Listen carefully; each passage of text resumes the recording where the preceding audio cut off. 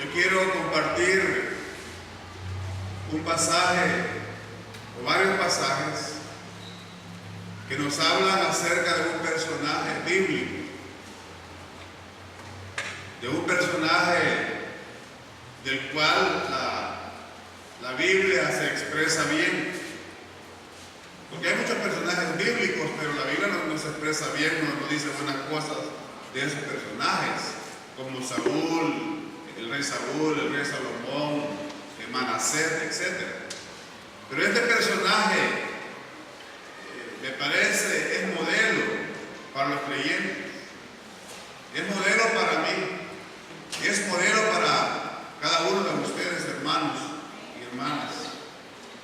Y me refiero al personaje que menciona Hebreos capítulo 11 y el verso 5.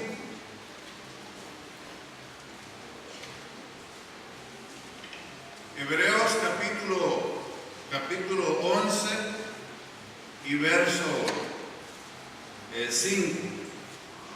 Después vamos a leer algunos pasajes del libro de Génesis, otro del Éxodo, otro de Números, para relacionar la información en derredor de este personaje clave, modelo para los creyentes y para los que no son creyentes también. Pues dice el libro de Hebreos, el capítulo 11 y verso 5. Por la fe, Enoc fue traspuesto para no ver muerte, y no fue hallado porque lo traspuso Dios. Y antes que fuese traspuesto, tuvo testimonio de haber agradado a Dios. Ahí está el primer mensaje, fíjense, agradar a Dios. El pasaje dice que Enoc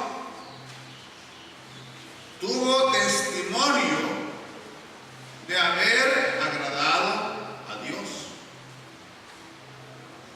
Hay mucha gente que agrada a la gente, que agrada a la sociedad, pero no agrada a Dios.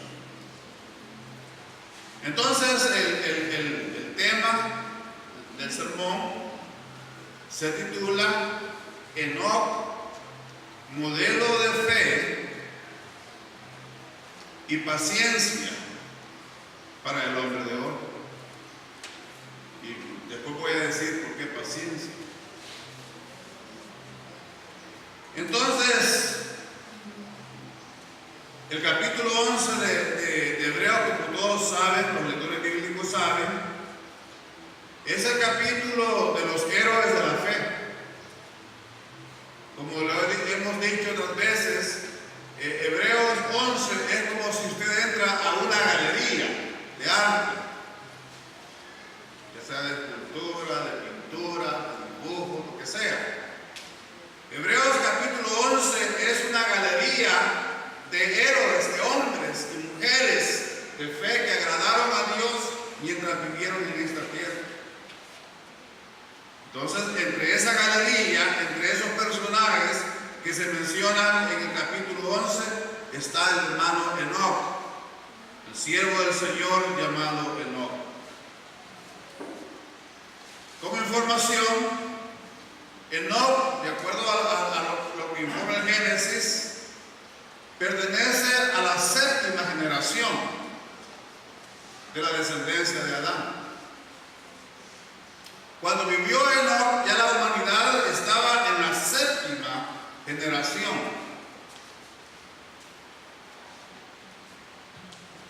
Y hermanos, Enoc fue un creyente que vivió en una generación maligna y perversa. La generación en la que vivió Enoc, a la que perteneció Enoc, era maligna y perversa, como veremos más tarde, y como nos toca también a nosotros vivir en nuestros días. y como lo dice el apóstol Pablo, vivimos en medio de una generación, dice Pablo, maligna y perversa. Enoc, hermanos, vivió conflictos familiares como los vivimos también nosotros. Es decir, dice el libro de Eclesiastés que nunca digamos, porque si lo decimos seríamos tontitos, de pensar que las generaciones pasadas fueron mejores que las de nosotros. Si tú dices eso, dice Eclesiastés, no lo dirás con sabiduría, porque la gente siempre es igual. Lo que cambia son las modas, las expresiones culturales, las expresiones artísticas, eso va cambiando. Pero el ser humano siempre es igual. Así que, así como nos toca a nosotros vivir en medio de tantas tensiones, aflicciones, angustias, también así le tocó vivir a Enoc. Pero ¿qué nos enseña la Biblia acerca de Enoc? Y lo obvio que está aquí, digámoslo en primer lugar. En primer lugar, la primera verdad es que Enoc fue un hombre de fe. Ahí comencemos. Un hombre de fe, así lo declara el texto sagrado. Por la fe, Enoc fue traspuesto para no haber muerto. Pero la clave está en la fe. En la fe personal de ese hombre llamado Enoc. Dice Pablo en 2 Tesalonicenses 3:2 que no es de todos la fe. Así dice Pablo, que no es de todos la fe.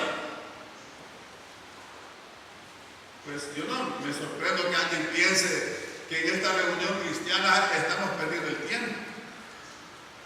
Estamos aquí en cosas de religión, de fanatismo, cosas así. La Biblia dice, no es de todos la fe. En el tiempo de Enoc había gente incrédula que no quería nada con Dios. Pero Enoc, él particularmente, personalmente, tuvo su relación con el Señor, porque era hombre de fe. Dice la palabra del Señor en Hebreos 11 y versículo 6, que sin fe es imposible agradar a Dios. Para agradar a Dios, según el verso 6, hay que ser gente de fe. Porque el pasaje claramente lo dice, lo declara.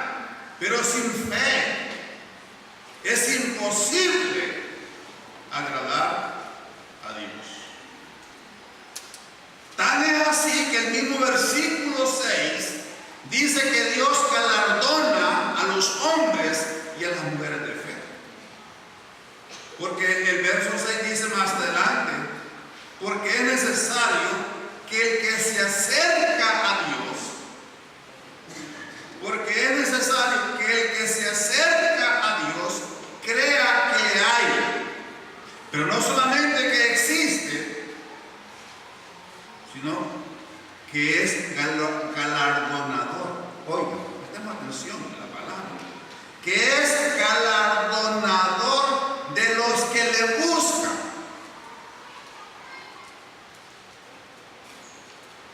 A Enoc lo galardonó el Señor. ¿Cómo? No gustó la muerte. Dice que fue traspuesto. ¿Sabe usted que los únicos dos hombres que no han gustado la muerte en la historia de la humanidad han sido Enoc y Elías? ¿Cómo recompensó Dios a Enoc? Según dice la Biblia, lo traspuso.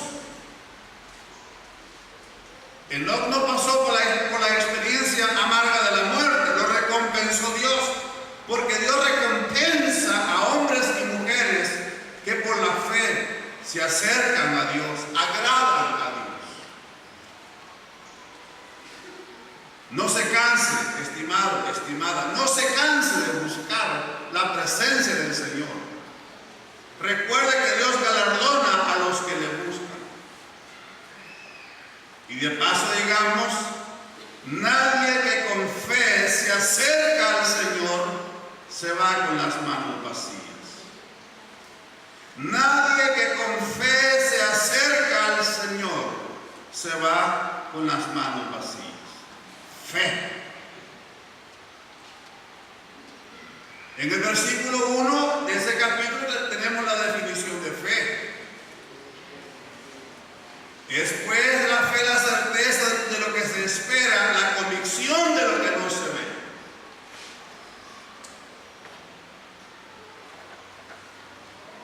Déjeme decirle que toda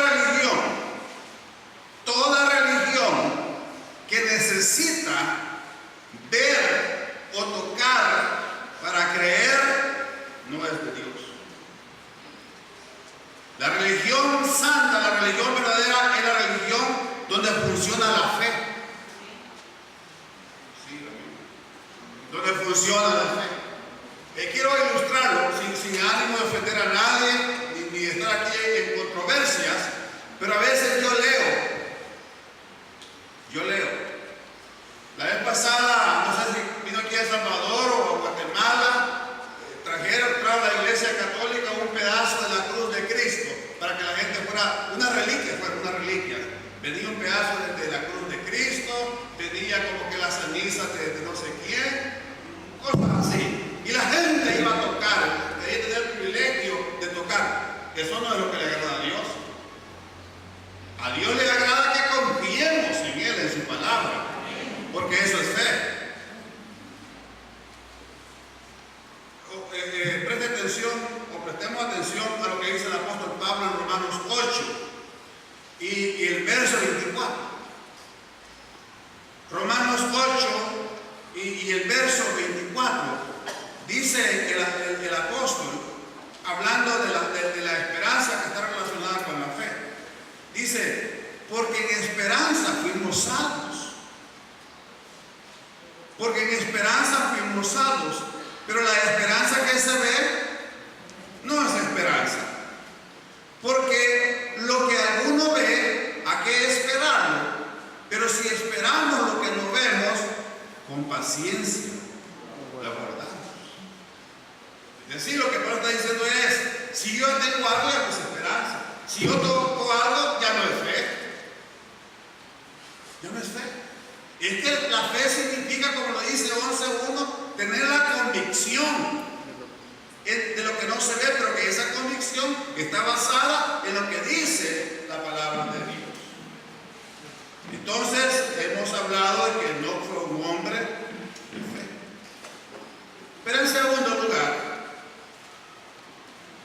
la siguiente verdad, el siguiente principio, que no fue un creyente comprometido con Dios. No un simple creyente, fue un creyente comprometido con Dios. Porque déjeme decirle, estimado, hay gente que es creyente, pero no es comprometida con Dios. ¿Cómo no sabemos? Lo dice la Biblia, por ejemplo, en el Evangelio de Juan. En el Evangelio de Juan, en el capítulo 9, hay dos ejemplos, quiero citar solamente. En el capítulo 9, que habla de la sanidad del milagro del hombre que era ciego y Jesús lo sanó, y que los fariseos interrogaron al hombre que había sido ciego, después a sus padres. Bueno, ustedes saben todo lo que dice el pasaje. Pero en el versículo 22, cuando los fariseos están interrogando a los padres del que había sido ciego, tenemos la información que dice, versículo 22.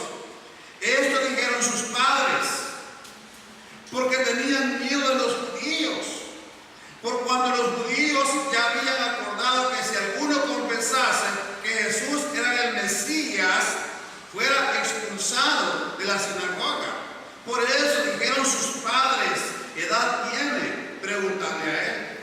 Pero en el capítulo 12 tenemos las siguientes palabras, siempre de Juan, capítulo 12 y el verso 42. Capítulo 12 y verso 42. Con todo eso,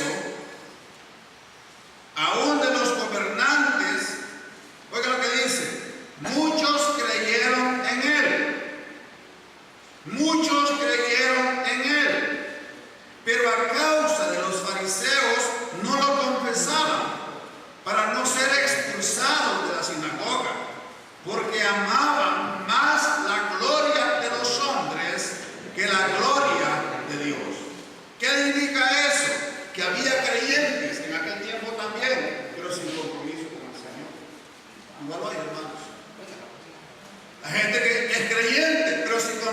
compromiso con el Señor. Enoc fue un creyente, pero repito, un creyente comprometido con el Señor. Porque resulta que en el libro de Génesis, capítulo 5, y el verso 21, la palabra dice: vivió Enoc 65 años y engendró a Matusalén. Y caminó Enoc con Dios, después que engendró a Matusalén 300 años, y engendró hijos e hijas. Y fueron todos los días de Enoc 365 años. Caminó pues Enoc con Dios y desapareció, porque le llevó Dios. Entonces el pasaje dice que con Dios caminó Enoc. Ahora, hermanos, hermanas, ¿cuál es el sentido del autor sagrado cuando dice que con Dios caminó Enoc? ¿Cuál es el sentido, el significado de esas palabras de que Enoc caminó con Dios? Es decir, que tuvo comunión con Dios, que tuvo compañerismo con Dios, que fue obediente al Señor por 300 años. Porque ¿cuánto tiempo dice el texto sagrado caminó Enoc con Dios? ¿Cuánto tiempo? Según Génesis 5:22, 300 años. Él engendró un hijo a los 65 años. Después que engendró ese hijo, vivió, dice el texto, 300 años. Y en esos 300 años, Enoc caminó con Dios. Una pregunta, y es pertinente por causa del pasaje que estamos estudiando. ¿Cuánto tiempo usted ha caminado con Dios? ¿Cuánto tiempo usted ha caminado con Dios? 300 años, hermanos, 3 siglos. Porque Enoc, además de ser un creyente, fue un hombre comprometido con Dios. El pasaje dice que caminó Enoc con Dios por 300 años. Observe usted lo que hace la gente que no es comprometida con Dios, que no es comprometida con el Señor. Un ejemplo para compararlo con el ejemplo que da Enoc. Observe usted lo que hace la gente que no es comprometida con el Señor. Por ejemplo, en Éxodo 19:1, no cuesta encontrar el pasaje, el segundo libro de la Biblia. En Éxodo 19:1 dice la palabra de Dios que en el mes tercero, y quiero recordarle que los meses de Israel son iguales a los nuestros, es decir, son parecidos. El mes israelita es mes lunar, tiene 30 días cada mes. No es como el mes que uno tiene 31, otro tiene 30, otro 28, a veces 29. Aquí es una cosa. Bueno, pero el de Israel es calendario lunar. Tiene 30 días exactos cada mes. Bueno, dice, en el mes tercero de la salida de los hijos de Israel de la tierra de Egipto, en el mismo día llegaron al desierto de Sinaí. ¿Cuántos meses tenían de haber salido de Egipto? 3 meses y llegaron al Sinaí. Pero en Números 10:11, unas páginas más adelante, en Números capítulo 10 y versículo 11, se nos habla de la salida de Israel del Sinaí.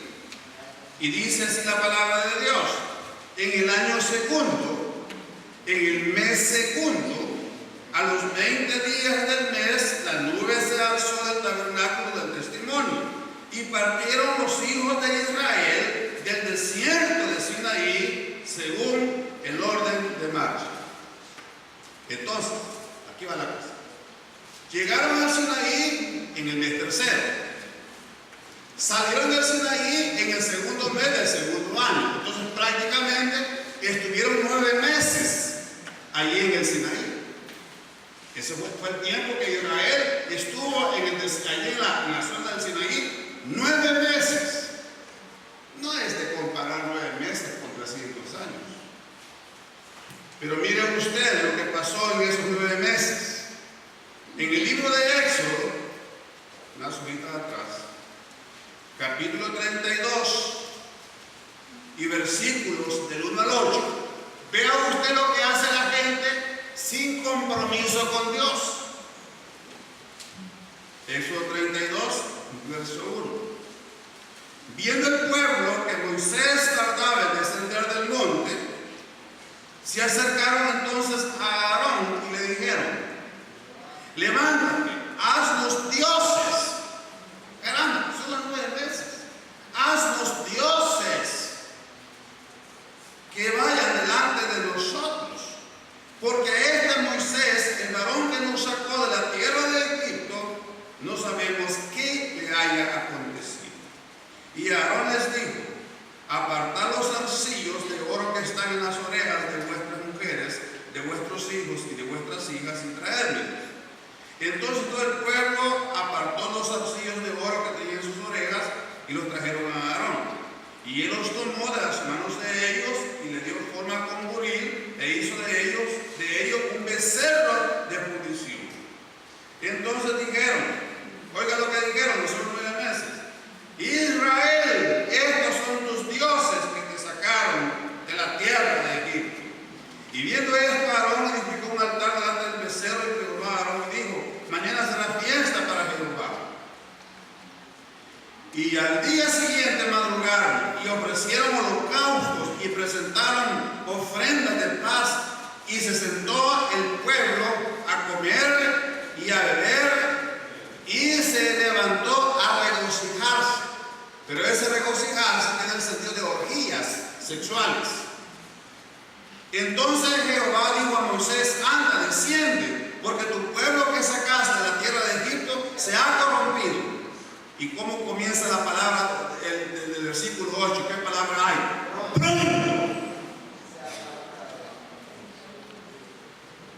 Cuando usted ve que un creyente, una creyente a los 9 meses ya anda otra vez en la Sodoma, acuérdese de este pasaje. Hay gente creyente, pero no es comprometida con Dios. Pronto se han apartado del camino que yo les mandé, se han hecho un becerro de fundición y lo han adorado, y le han ofrecido sacrificios que han dicho: Israel, estos son tus dioses que te sacaron de la tierra de Egipto. ¿Cuánto tiempo necesitó ese pueblo de fe pero sin compromiso para corromperse y volver a la Sodoma otra vez? ¿Cuánto tiempo, hermanos? Solo 9 meses. Solo 9 meses. Solo 9 meses. ¿Cuánto tiempo vivió Enoc constantemente en compañerismo con Dios? 300 años. ¿Cuánto tiempo ha caminado usted con Dios? ¿Cuánto tiempo le falta todavía? ¿Cuánto tiempo me falta a mí? Hay un pasaje para reflexionar. Enoc caminó con Dios 300 años.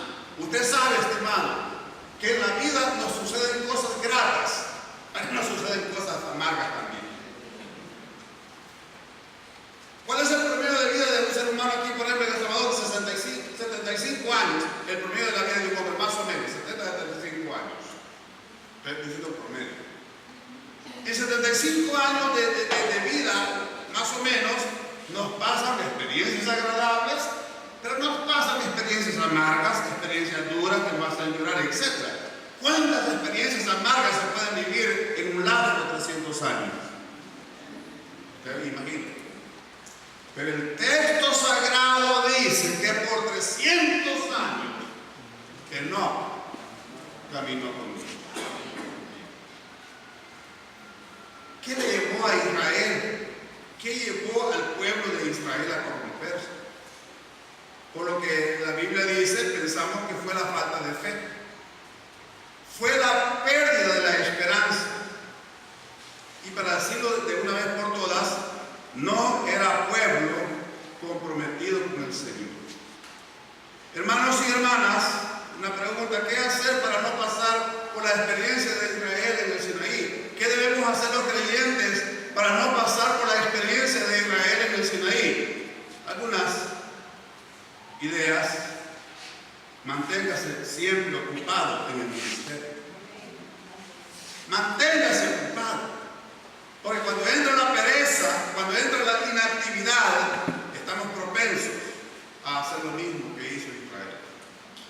Que nadie venga con el cuento. No, hermano, yo ya estoy vacunado contra la declinación espiritual, ya estoy vacunado contra la mundanalidad, yo soy la mera crema de la santidad.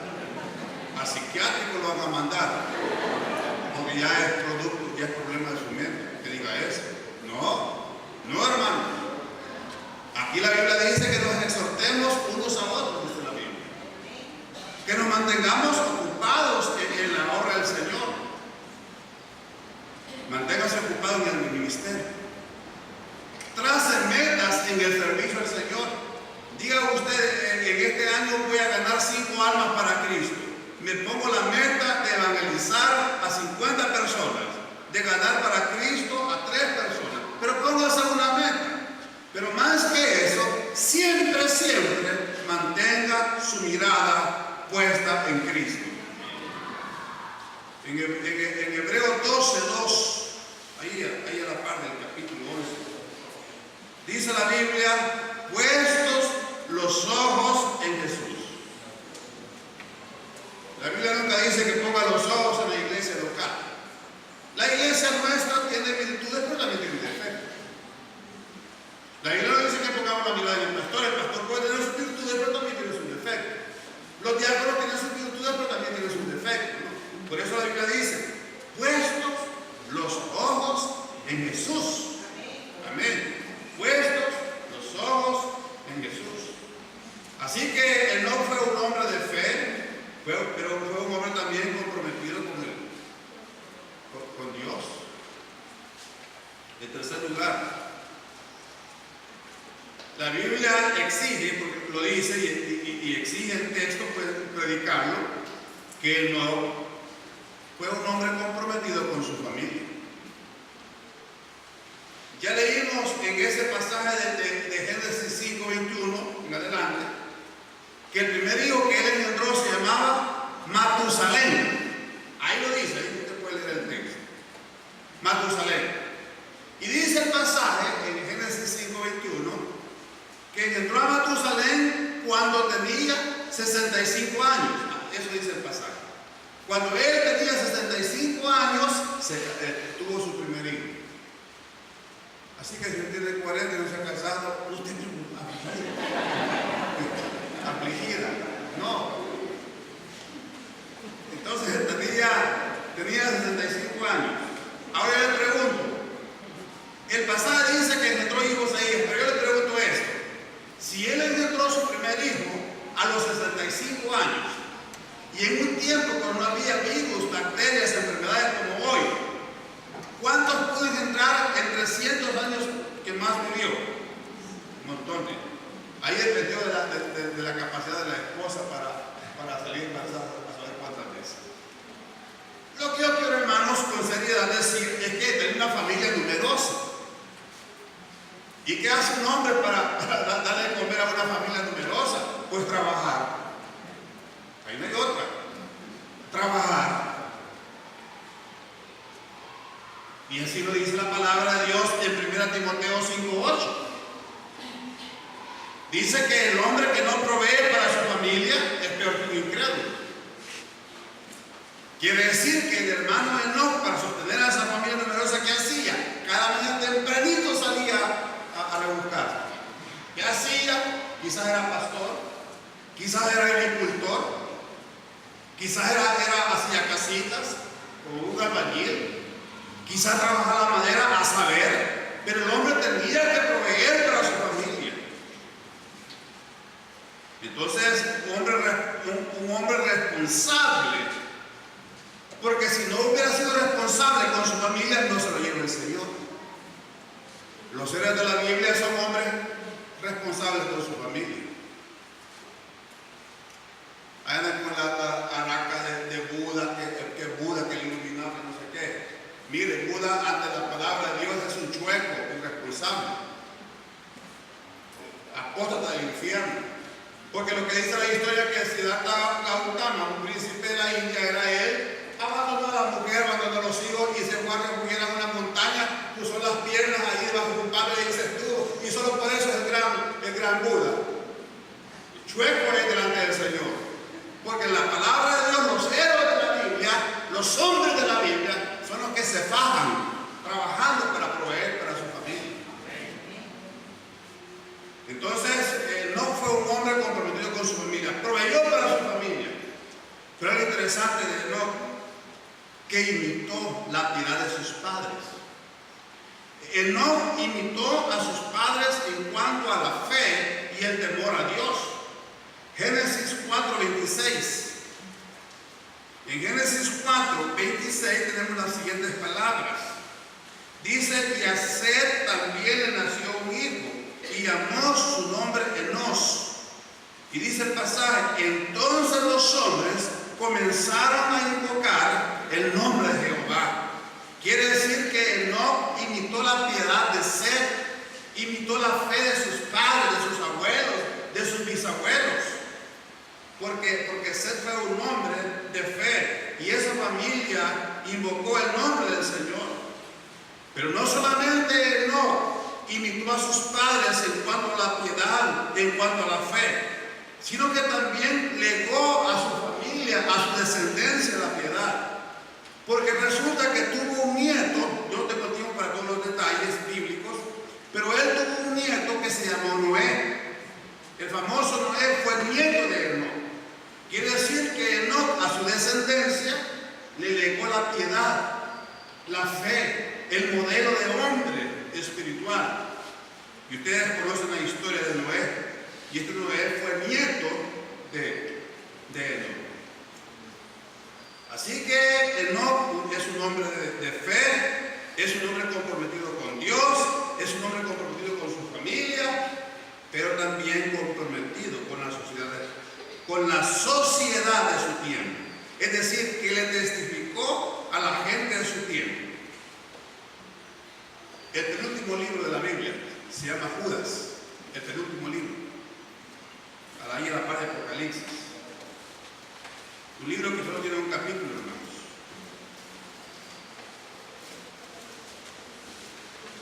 Quiere decir que este Enoc está presente desde el primer libro de Génesis hasta el penúltimo libro de San Judas Apóstol. Y dice la palabra de Dios en Judas 14:15, hablando de Judas Tadeo, de la gente malvada, de la gente impía, de la gente pecadora, enemiga de Dios, dice las siguientes palabras. De estos, estoy leyendo el verso 14, de estos también profetizó Enoc, para que nadie se pierda en cuál Enoc es el Enoc del que hemos hablado en Génesis, porque dice séptimo desde Adán, diciendo, ¿qué dijo Enoc, el profeta Enoc? He aquí, vino el Señor con sus santas decenas de millares para hacer juicio contra todos y dejar convictos a todos los impíos de todas sus obras impías que han hecho impíamente y de todas las cosas duras que los pecadores impíos han hablado contra él. Entonces Enoc a la gente de su tiempo le predicó la palabra de Dios. ¿Y cómo era la gente del tiempo de Enoc? Ya para terminar, hermanos, ¿cómo era la gente del tiempo de Enoc? Pues miren lo que dice la Biblia y versículo 23. Y dijo Lamec a sus mujeres: Ada y Sila, oíd mi voz.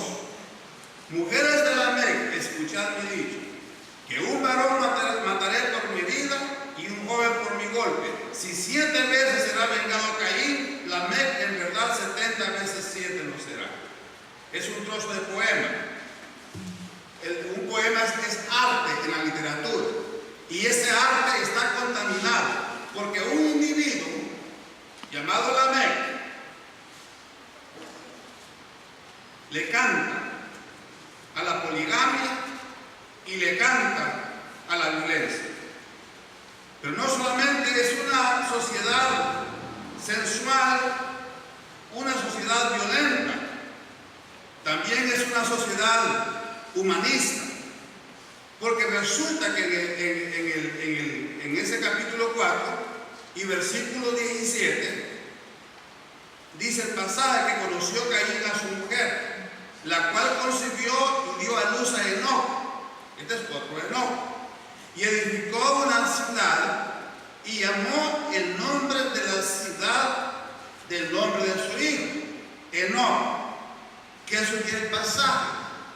Que para que Caín alabó, centró la atención, la alabanza en su hijo Enoc. Y el humanismo es centrar todo, poner al hombre como el centro de todo. En la fe cristiana, el centro es nuestro Dios. Los hombres giramos en torno a Dios. En el humanismo, el centro es el hombre, y Dios y la sociedad, todo tiene que girar en torno al hombre. Entonces Enoc vivió en medio de una sociedad sensual, violenta, humanista. Pero según el libro de Judas, Enoc les dijo: señores, el juicio de Dios viene contra gente impía, contra gente blasfema, que habla cosas duras contra Dios, y la gente está lista por su impiedad y su blasfemia a recibir el juicio de Dios. Esta es la historia de Enoc, o lo que hemos hablado acerca de Enoc. Un hombre de fe, un hombre comprometido con Dios, un hombre comprometido con su familia, pero también comprometido con la sociedad, en el sentido de que habló a la sociedad. Por eso le pregunto a usted, por supuesto que contéstelo usted en su corazón, ahí en su mente. ¿Es usted solamente un creyente, o es usted un creyente comprometido con el Señor? ¿Okay? Ya hablamos de eso. ¿Es usted solamente un creyente? ¿Tiene algunas ideas de la Biblia, del Evangelio, de Cristo? Pero hasta ahí no más de eso. ¿O es usted un hombre o una mujer comprometida con el Señor? Le conteste. Y si usted quiere ser una persona de fe, usted nunca ha puesto su vida en las manos del Señor como lo hizo Enoc, pues este es un día para comenzar. Este es un día para iniciar un compromiso con el Señor. La Biblia dice que Dios recompensa la fe de hombres y mujeres. Dios la recompensa. Si algún amigo entre nosotros le quiere entregar su vida a Cristo, yo le suplico que se ponga de pie en señal de que recibe a Cristo como su Señor. Dios recompensa la fe, dice la Biblia. Sin fe es imposible agradar a Dios. Le invitamos en el nombre del Señor. ¿Hay alguien que desea recibir a Cristo? ¿Hay alguien que en su corazón siente la necesidad de entregarle su vida a Cristo? Le invitamos en el nombre del Señor. Alguna jovencita, un joven, alguna persona adulta, quizás un niño, una niña, que es sensible a la voz del Espíritu Santo. Le invitamos en el nombre del Señor. O usted es una persona solamente de fe, sin ningún compromiso con el Señor, pero esta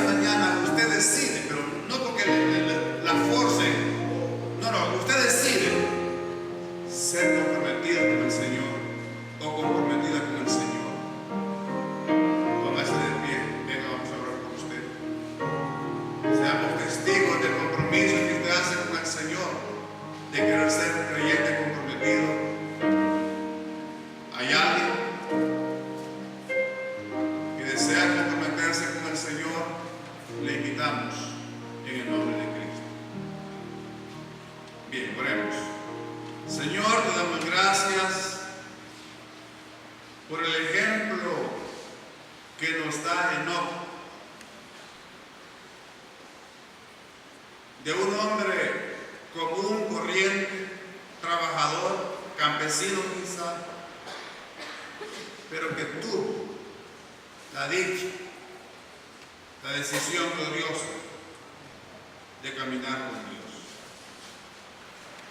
Gracias por ese ejemplo de este siervo del Señor. Quisiéramos, Señor, que todos fuéramos como Enoc,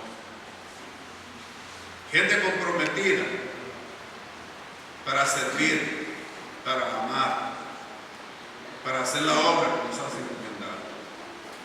Bendice a tu iglesia, bendice a cada familia que se hizo presente en esta mañana, y te pedimos, Señor, que nos bendigas dándonos sabiduría, reflexión en el momento que compartamos el pan y el vino para recordar la muerte de Cristo en la cruz del Calvario.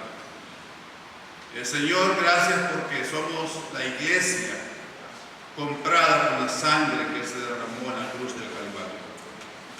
En Cristo Jesús, Señor nuestro, pedimos tu bendición. Amén.